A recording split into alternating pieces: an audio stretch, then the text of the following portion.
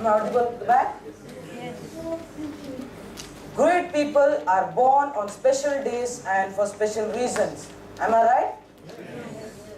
Me and my mentor, Toastmaster Venkat Devraj, were born on the same date, 13th January. But of course, 25 years and 250 miles apart. Youth leader of the day, fellow youth leaders, respected Toastmasters, ladies and gentlemen.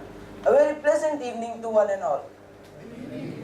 I further contributed to the already overflowing population of our country, India, with my birth in the tech city of our country, Bangalore. There were huge celebrations in our family as I was the first child to be born after 18 long years.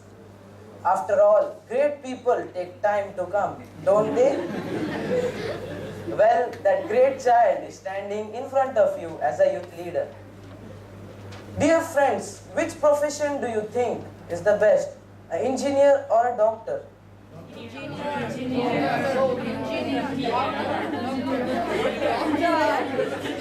Too many answers. It's tough one to answer, especially in my case where my dear dad is an engineer and my loving mom is a doctor.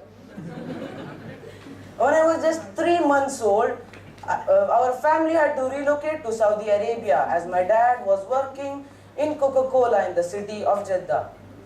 My mom had to sacrifice a wonderful career in order to wipe out my never-ending tears. After 4 years of my boring life, instantly the whole world became more exciting and beautiful with the entry of my little angel, Sister Nausheen.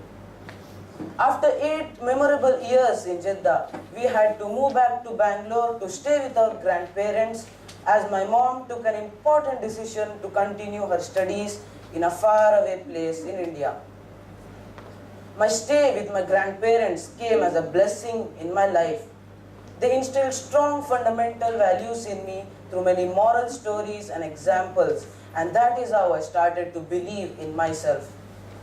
Dear friends, I have a dream of serving the poor and the needy in my country as an orthopedic, and I'm sure that I'll achieve my dream soon. Do you know why? Joy and success are the meanings of my name, Nihal.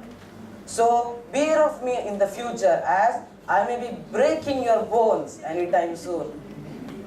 Dear friends, as a crybaby to a youth leader, I have undergone tremendous transformation thanks to the twists and turns in my life that occurred. Today, the wise words of my elders and parents that guide me are, let others lead small lives, but not you.